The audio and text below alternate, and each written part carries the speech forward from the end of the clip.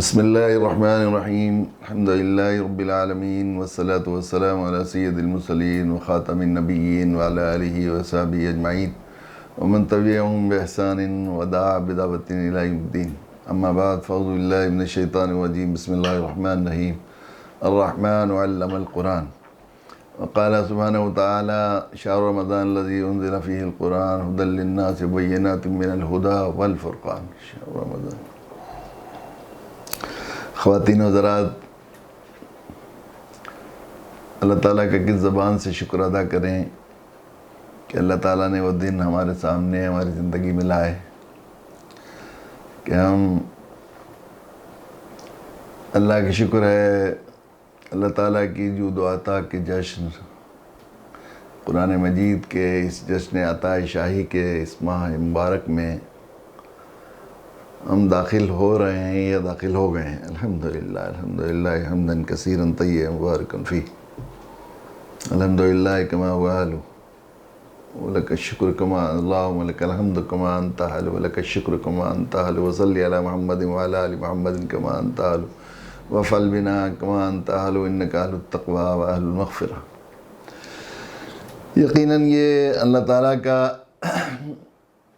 کی طرف سے خاص عطا اور اللہ تعالیٰ کی طرف سے کرم اور رحمت کی ہوائیں چلنے کا جشن شاہی ہے جس کو رمضان مبارک کا مہینہ کہا جاتا ہے۔ اور یہ مہینہ اللہ تعالیٰ نے قرآن مجید کے نزول کے صدقے میں دیا ہے۔ قرآن مجید اللہ تعالیٰ نے اپنے نبی جناب رسول اللہ صلی اللہ علیہ وسلم کے واسطے سے ہمارے پاس بھیجا۔ یہ اللہ کا اتنا بڑا انعام ہے، قرآن مجید اتنا بڑا انعام ہے کہ اللہ تعالیٰ میں اس مبارک مہینے میں اللہ کی حمد و ثنا اور شکر بھی ادا کرتے ہیں، اور اس شکر کے ساتھ ساتھ اس نعمت وَأَمَّا بِنِعْمَتِ رَبِّكَ فَحَدِّثْ کے حکم کی تعمیل میں اللہ کی جو نعمتیں ہیں ان کا اظہار، ان کا اعتراف کیا جائے۔ اس اعتراف کو وہیں سے شروع کرتے ہیں جہاں سے بار بار اپنے مذاکرے کے لیے اور اپنے شکر کی کیفیت اپنے پر غالب کرنے کے لیے بار بار اس سبق کو دہراتا رہا ہوں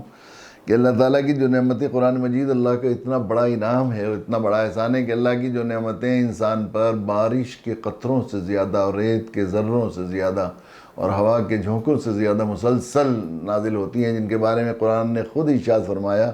وَإِن تَعُدُّوا نِعْمَتَ اللَّهِ لَا تُحْصُوهَا۔ اللہ کی نعمتوں کو گننا چاہو، شمار کرنا چاہو تو شمار نہیں کر سکتے۔ تم بندو ہماری نعمتوں کا کیا شکر ادا کرو گے؟ ان نعمتوں میں سب سے عظیم المرتبہ، سب سے محتم بشان نعمت علم قرآن ہے۔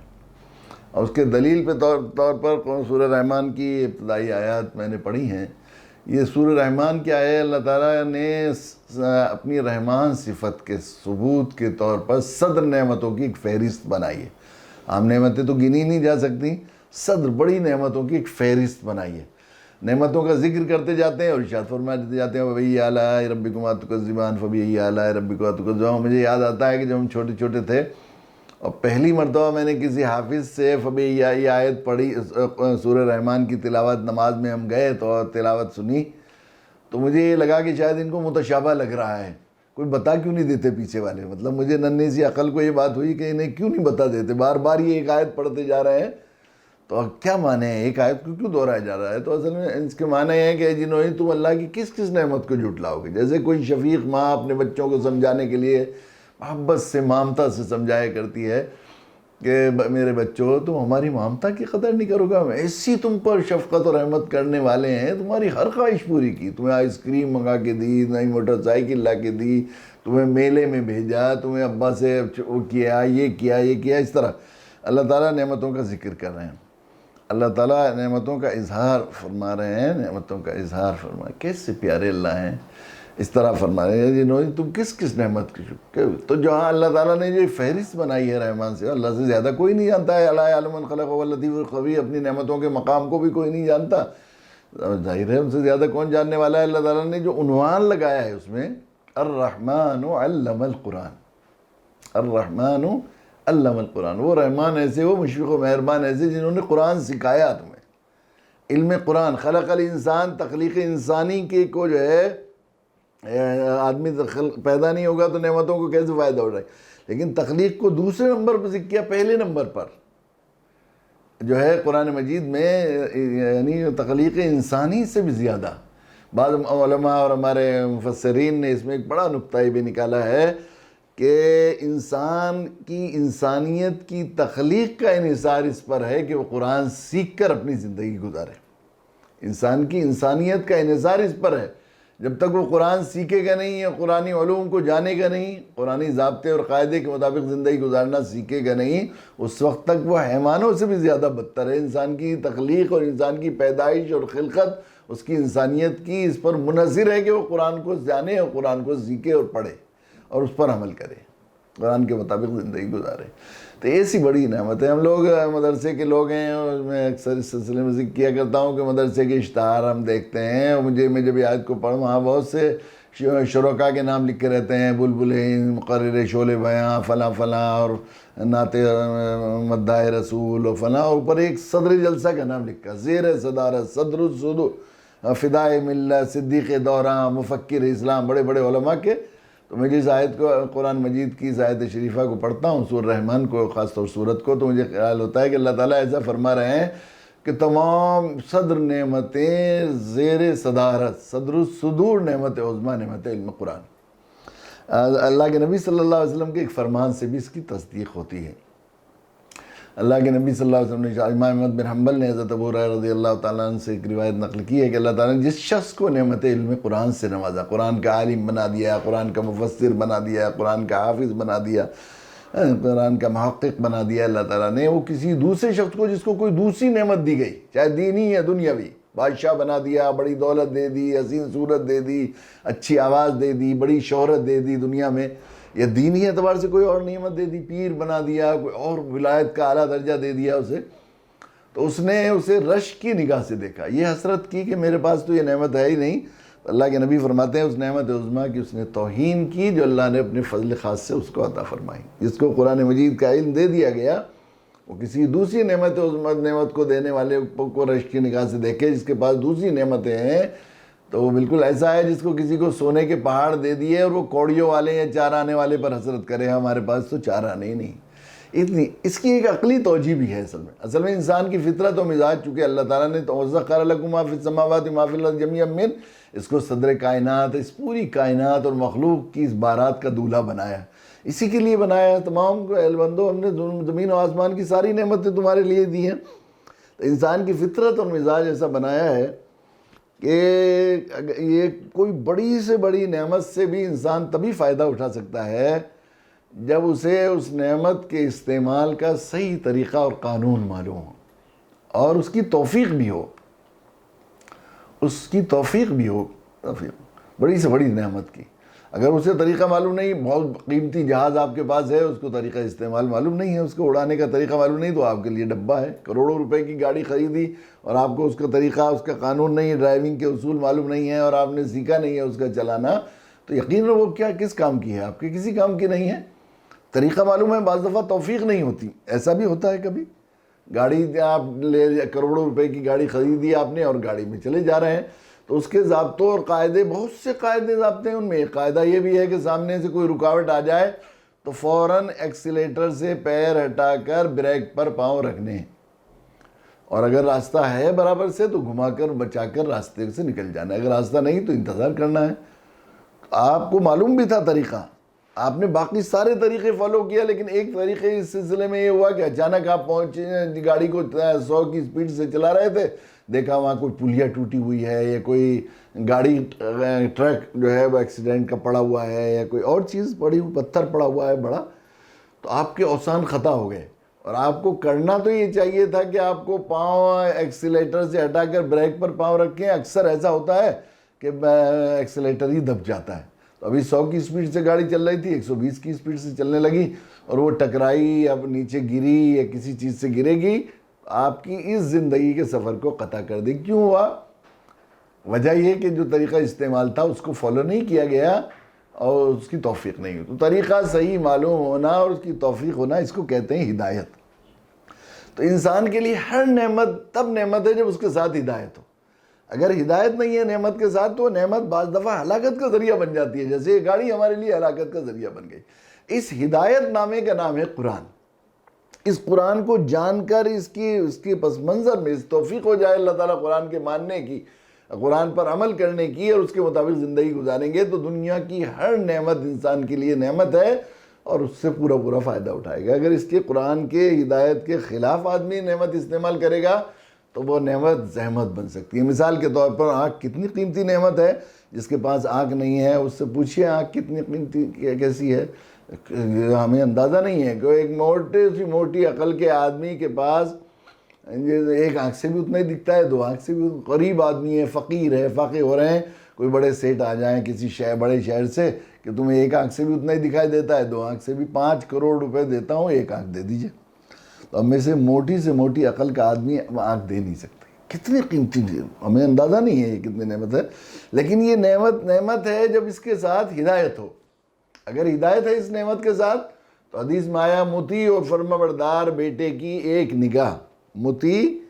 اور فرما بردار بیٹے کی ایک نگاہ باپ کے چہرے پر، حدیث کے الفاظ بیٹے کی ہے لیکن شارحین نے لکھا ہے کہ بیٹی کی نگاہ بھی،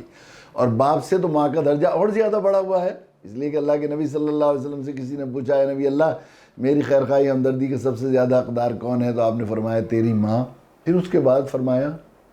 تیری ماں، پھر اس کے بعد فرمایا تیری ماں، اور روایت میں آتا ہے کہ اولاد پر اپنی سب سے پہلا حق، سب سے بڑا حق ماں کا ہے، اور بیوی پر سب سے بڑا حق شوہر کا ہے، یہ ہمیں دین نے رہنمائی کی ہے۔ تو مطیع بیٹا ہے یا مطیع فرما بردار ہو، بیٹی ہو یا بیٹا ہو، اپنے ماں یا باپ کے چہرے پر ایک نگاہ اللہ کے نبی صلی اللہ علیہ وسلم فرمایا ایک مقبول حج کا ثواب رکھتی ہے۔ ایک صحابی نے عرض کیا نبی اللہ ماں باپ تو گھر میں رہتے ہیں، اگر آدمی 100 بار دیکھے، ایک روایت میں 70 بار دیکھے، تو اللہ کے نبی نے دونوں کو حدیثوں میں الگ الگ یہ بات فرمائی کہ اللہ کے خزانے میں کوئی کمی نہیں، 100 بار دیکھے 70 بار دیکھے 70 حج کا ثواب۔ اب آپ ایک حج کو دیکھیے، ایک حج کتنے میں ہوتا ہے؟ آپ 3.5-4 لاکھ روپے میں، اس سال تو بالکل ہی مشکل، اربوں روپے میں بھی ہونا مشکل ہو رہا ہے اس کی، لیکن 6 اور VIP حج ہوتے ہیں 12 کے، پھر مقبول ہوں گے کہ نہیں؟ آج کل ہمارے حج 100% یہیں سے حاجی صاحب لکھ دیا جاتا ہے تو اس کے مقبول ہونے کی امید نہیں، لیکن مقبول حج کا ثواب رکھتی ہے۔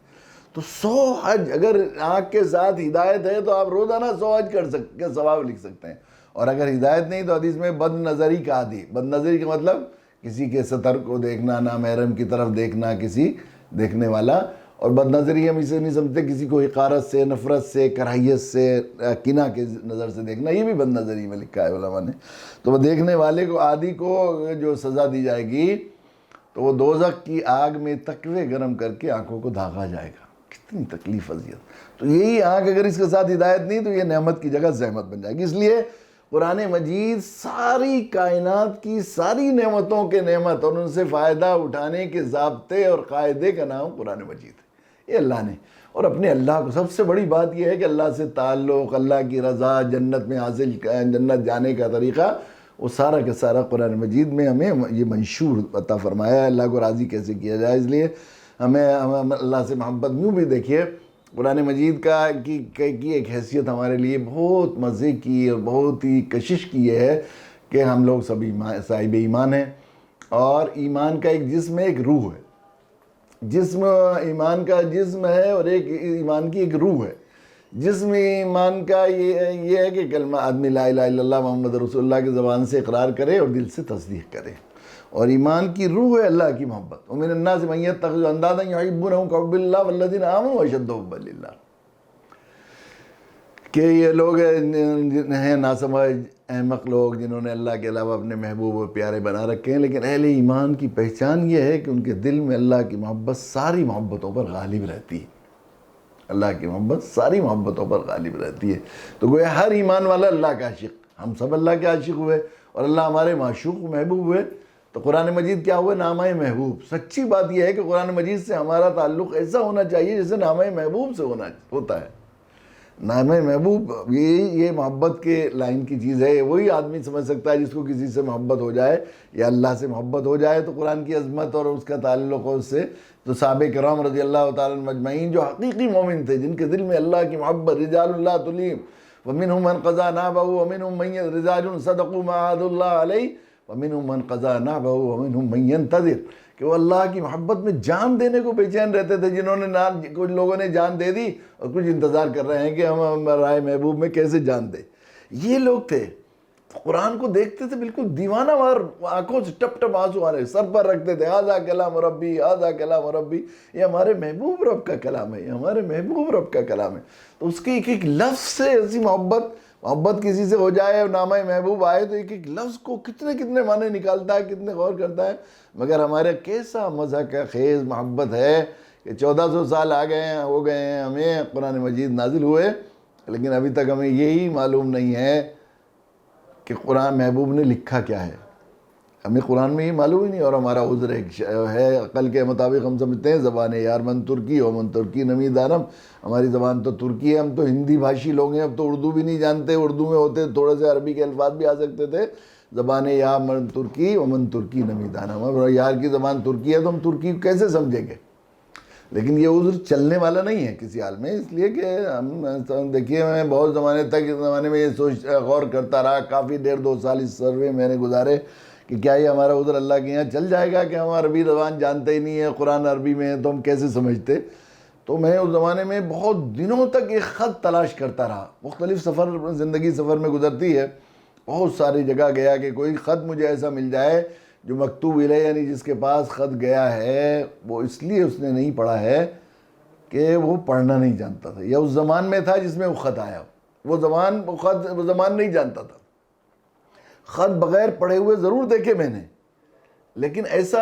کوئی خط نہیں ملا جو اس وجہ سے نہ پڑھا گیا ہو کہ میں زبان نہیں جانتا، بے تعلقی کی وجہ سے. کیا لکھا ہوگا، فرمائش لکھی ہوگی، دل دکھے گا، کوئی وہ جانے کیا کیا شکایتیں لکھتے ہیں، یہ بے تعلقی کی وجہ سے. لیکن خط بعد میں آتا. ہمارے بچپن میں تار آیا کرتے تھے انگریزی زبان میں،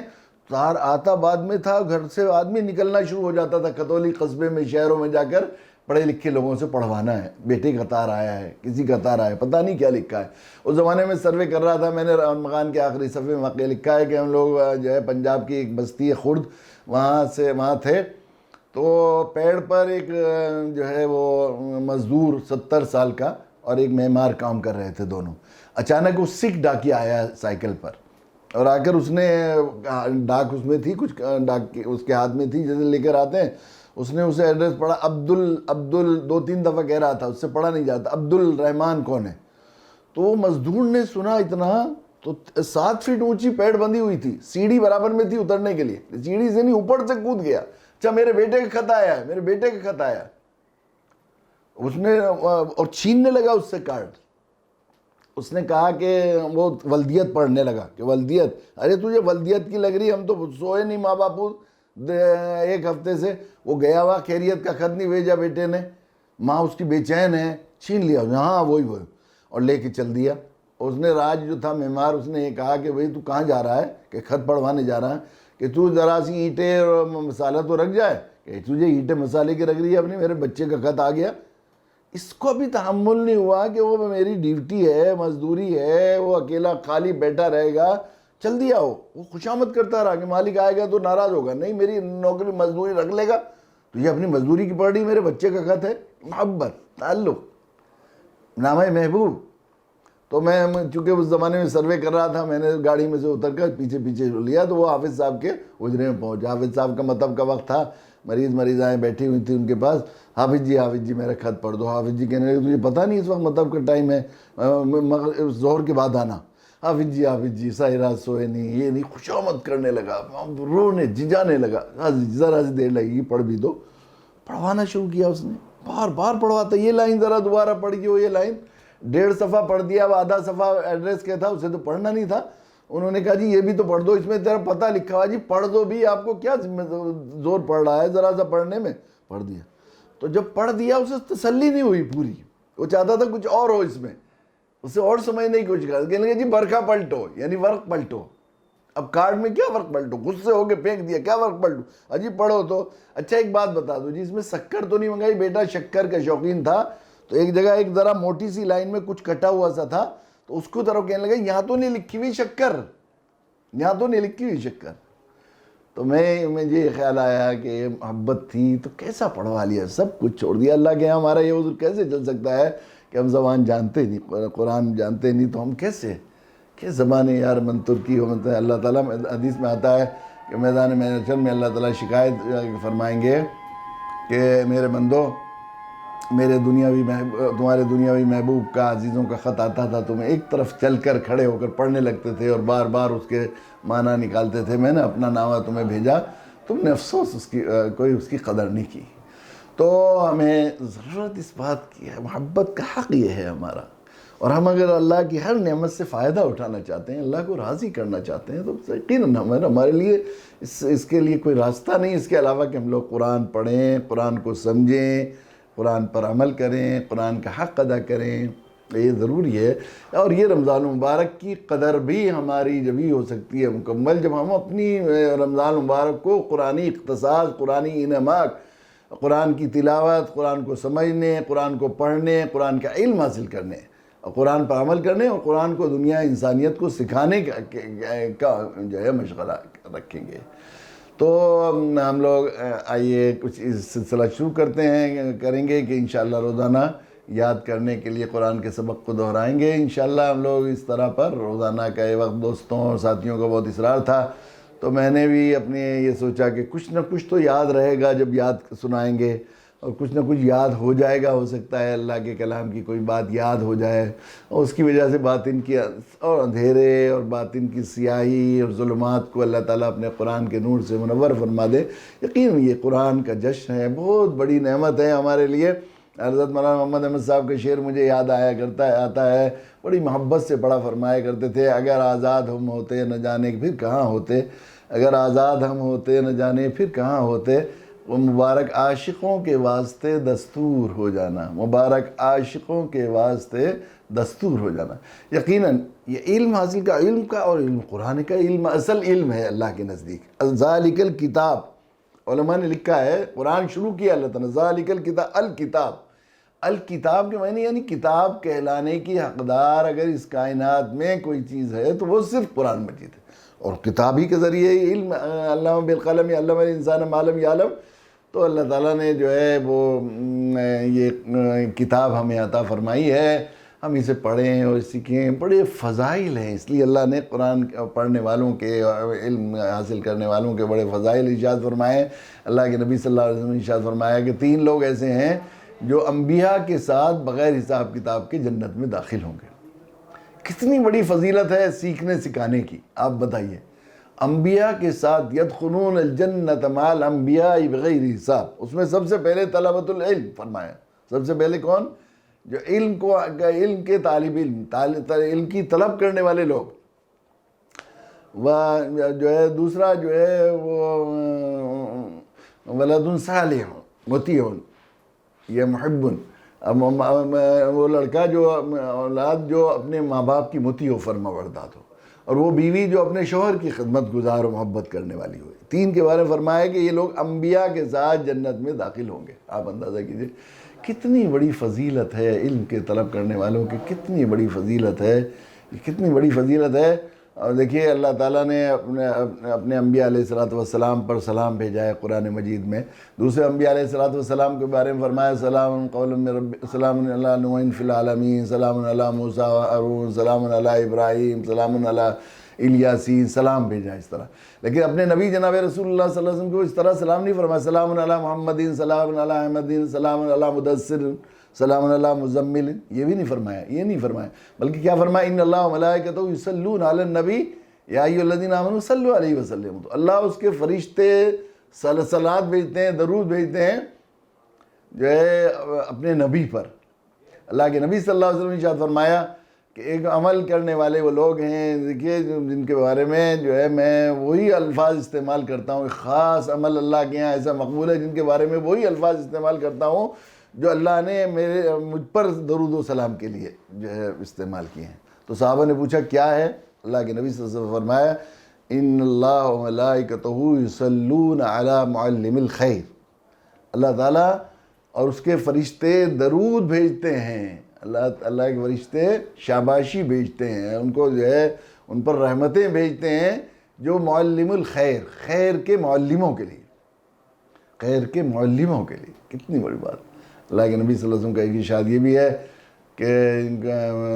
جو شخص طالب علم تھا اس کو موت آ جائے تو اس کے اور نبی انبیاء کے درمیان صرف 1 درجے کا فرق رہے گا، صرف 1 درجے کے فرق جنت میں۔ کتنی بڑی فضیلت ہے۔ تو رمضان مبارک کے اس بابرکت مہینے میں ہم لوگ جتنا زیادہ قرآن کے ساتھ اپنے آپ کو وابستہ کریں گے، قرآن کو سمجھنے کی کوشش کریں گے، قرآن کو پڑھنے کی کوشش کریں گے، قرآن کے ساتھ اپنے تعلق کو جوڑیں گے، اتنا زیادہ اللہ کے یہاں ہمارے رمضان قبول ہوگا، اور ہم یقیناً قرآن مجید کے اس جشن شاہی کی قدر کرنے والے ہوں گے۔ آئیے ارادہ کریں، عرض کریں کہ ہم لوگ انشاءاللہ جو سبق بھی پڑھیں گے، سنیں گے، صحیح نیت کے ساتھ، اللہ کے تعلق، اخلاص کے ساتھ، اللہ کی رضا کے لیے انشاءاللہ ہم لوگ سبق سنائیں گے، سبق سنیں گے، سبق یاد کریں گے، اور انشاءاللہ اس کو اپنی زندگی میں صحیح بات۔ ایک بات یہ بھی سمجھنی چاہیے کہ قرآن مجید کے ساتھ ہمارا تعلق جو ہے صرف پڑھنے پڑھانے کا نہیں ہوتا، بلکہ تمام قرآن مجید کے پڑھنے اور پڑھانے کی کتنی فضیلت ہے قرآن مجید پڑھنے اور پڑھانے کی۔ تو ہمیں اس کا جو ہے اصل میں من قام رمضان ایمانا واحتسابا من قام فی لیلۃ القدر ایمانا واحتسابا غفر له ما تقدم من ذنبہ، جو کھڑا ہوا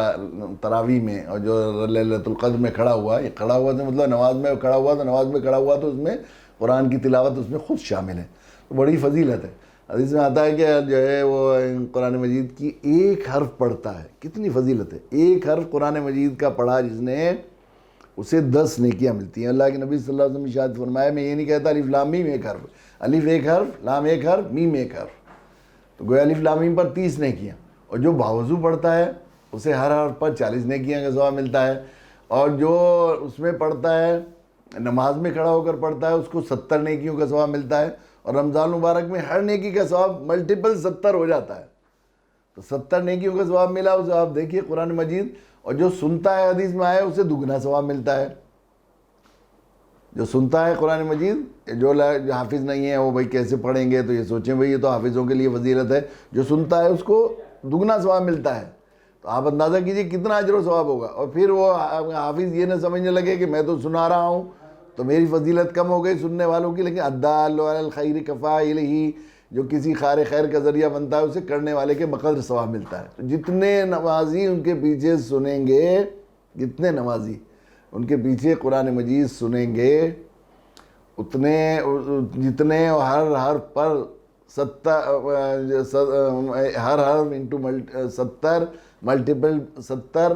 اور 70 دونی 140، جو حساب ہوگا کیلکولیشن لگانے کے لیے بہت بڑا کیلکولیٹر کی ضرورت ہوگی، تو اس کا جو اجر و ثواب جتنا سارے نمازیوں کو ملے گا، اتنا مزید جو ہے وہ سنانے والے کو بھی ملے گا۔ اس سے میں یہ بھی بات عرض کیا کرتا ہوں کہ اماموں اور عالموں کے بارے میں آدمی کو، جو نماز پڑھانے والے لوگ ہیں، یہ علماء، ان کی قدر و منزلت کو سمجھنا چاہیے۔ مقتدی کتنا بھی عبادت گزار ہو، وہ امام کے اجر و ثواب کے برابر نہیں پہنچتے۔ بعض دفعہ ہوتا ہے کہ امام کو ذرا نفلیں کم پڑھتے ہوئے دیکھتے ہیں، یہ جلدی مسجد سے چلا جاتا ہے، وہ جاتا ہے تو ہم لوگ وہ کرنے لگتے ہیں، اعتراض کرنے لگتے ہیں، اور یہ خود بھی اپنی نماز کے لیے بھی، اس لیے کہ جماعت کی نماز کا ثواب بڑا اجر و ثواب ہے، اس میں بڑی حکمتیں بھی ہیں۔ نماز کا ثواب بھی بہت اجر و ثواب رکھتا ہے جماعت کا ثواب، اکیلے نماز پڑھنے کے مقابلے میں بعض روایت میں آتا ہے 70 گنا ثواب ہے جماعت سے نماز پڑھنے کا، بعض جگہ 40 گنا ہے، 27 گنا ہے، الگ الگ روایتیں ہیں۔ تو خود نماز کو، دوسری ایک اس میں یہ بھی حکمت ہے کہ بہت سارے لوگ نماز پڑھ رہے ہیں، ان میں کوئی مقبول بندہ ایسی نماز پڑھتا ہے کہ اس کے صدقے میں ہم جیسے گئے گزرے لوگوں کی نمازیں بھی قبول ہو جاتی ہیں، یہ بھی ہوتا ہے۔ نماز پڑھنے کا ثواب بڑا فضیلت، لیکن نماز کی جماعت سے نماز کے لیے شرط جو ہے، جماعت کی نماز کے لیے جو شرائط نماز ہیں، ان میں یہ اقتداء کی نیت ہونا ضروری ہے، اور اقتداء کی نیت کا مطلب یہ ہے کہ میں اس امام صاحب کو اپنا پیشوا، اپنے سے افضل، محترم، نبی کا وارث، نبی کا نائب سمجھ کر، اس کو اپنے سر کا تاج سمجھ کر اس کے لیے، اس کے پیچھے امامت کی نیت کرتا ہوں۔ اگر ادنا حقارت یا اس کی طبیعت میں ذرا جو ہے کہ اس کی برائی یا اس کی تنقیص یا اس کی تنقید بھی ذہن میں آئی تو اقتداء کی نیت صحیح نہیں ہوگی۔ خود اپنی نماز کا بھی مسئلہ ہے، پھر کتنا درجہ ہے۔ آپ دیکھیے جتنے لوگ اس کے پیچھے نماز پڑھ رہے ہیں، آپ ساری رات نماز پڑھتے رہے، فرض کا جو ثواب ہے وہ نفل کا پہنچ ہی نہیں سکتا کسی طرح اس کے مقابل میں، تو آپ ساری رات شب بیدار رہیں گے تو آپ جو ہے وہ جو ایک فرض پڑھ لیا ہے وہ فرض پڑھ لیا، دوسرے فرض کے برابر ثواب نہیں کما سکتے۔ اور امام نے اگر 500 لوگوں کو نماز پڑھائی، امام نے 500 لوگوں کو نماز پڑھائی تو 500 فرض نمازوں کا ثواب اس کے نامہ اعمال میں لکھا جائے گا۔ تو آپ ساری زندگی عبادت کریں گے تو امام کے صرف نماز پڑھانے کا ثواب کے برابر نہیں ہو سکتا۔ پھر ہم ان کے پیچھے سمجھیں، ان کو یہ سمجھے کہ یہ ہمارے ان کو ذرا ان کے اوپر اعتراض کریں، ان پر تنقید کریں۔ تو میں یہ کہہ رہا تھا، دیکھیے یہی ایمان و احتساب کا مطلب یہی ہے کہ جو اللہ اس کے رسول کئی دفعہ سوچتے ہیں بھئی اتنا اجر و ثواب کیسے مل جائے گا، یہ تو شوق پیدا کرنے کے لیے اللہ کے نبی نے بتا دیا ہے۔ تو دیکھیے ایمان کا مسئلہ ہے، جس طرح اللہ اس کے رسول نے جو بات اور جس چیز کا اجر اور جس چیز کی سزا جو قرآن میں بتائی گئی ہے، حدیث میں بتائی گئی ہے، بالکل میری آنکھوں دیکھی بات سے زیادہ سچی ہے یہ میرا حساب، بالکل 100%۔ دنیا والے اپنے حساب میں دھوکہ دے سکتے ہیں، لیکن اللہ نے جو وعدہ مجھ سے کر لیا ہے وہ اجر و ثواب مجھے ملے گا۔ 100% یقین کا نام ایمان ہے۔ تو ہمیں قرآن شریف، اب جب یہ ایمان کی یہ کیفیت ہوگی تو پھر نماز جب پڑھ رہا ہے اور پاؤں دکھ رہے ہیں، گرمی لگ رہی ہے، سارے دن کا روزہ رکھا ہے اور اللہ کے سامنے کھڑا ہوا ہے، تو اس میں کتنا مزہ آئے گا کہ مجھے کتنا اجر و ثواب مل رہا ہے، کتنا اس میں اکتائے گا نہیں، اس میں گھبرائے گا نہیں، بلکہ مزہ آئے گا۔ یہ ایمان و احتساب بہت بڑی نعمت ہے۔ تو آئیے ہم اس کا ارادہ کریں کہ اس مرتبہ ہم لوگ روزے بھی، نماز بھی، قرات بھی، تلاوت بھی، اور یہ پڑھنے پڑھانے کا جو سیکھنے سکھانے کا سلسلہ ہوگا ہمارا، یہ بھی اللہ کی رضا کے لیے کریں گے ایمان و احتساب کے ساتھ۔ حدیث میں آیا ہے کہ جس شخص نے ایک آیت قرآن مجید کی سیکھی اس کو 100 رکعت نفل کے ثواب سے زیادہ اجر لکھا جاتا ہے، اور جس نے ایک باب علم کا سیکھا، ایک باب علم کا مطلب یہ ہے کہ اس آیت کے بارے میں اس کے علوم، اس کے معنی، معارف، مطالب سیکھ لیے، کیا قرآن سے مطلب ہے، تو یہ باب علم کا ہو گیا، تو اس کو 1000 رکعت نفل سے زیادہ ثواب ملے گا۔ حضرت شاہ ولی اللہ رحمۃ اللہ علیہ جو حجت الاسلام ہیں، علماء کے امام ہیں، قرآن و حدیث کی علم کا سارا سلسلہ حضرت شاہ ولی اللہ تک پہنچتا ہے۔ شاہ صاحب نے لکھا ہے کہ میں کوئی ایک بات علم کی سیکھ لوں، مجھے اس سے کہیں زیادہ پسند ہے کہ میں تصوف سلوک کے ہزاروں منزلیں سلوک کی طے کروں۔ تو آدمی مقامات ہوتے ہیں سلوک کے کہ ہزاروں مقامات طے کروں، اس کے مقابلے میں مجھے ایک علم کی بات سیکھ لینا یہ زیادہ بہتر ہے، اس لیے کہ اس سے اللہ کی رضا اور اس کے اجر و ثواب کے بارے میں وہ واقف تھے۔ اللہ تعالیٰ ہمیں علم کا شوق بھی پیدا فرمائے اور ہمیں اسی شوق کے ساتھ یہ قرآن سنانے اور پڑھنے پڑھانے اور سیکھنے سکھانے کی توفیق نصیب فرمائے۔ وآخر دعوانا الحمدللہ رب العالمین۔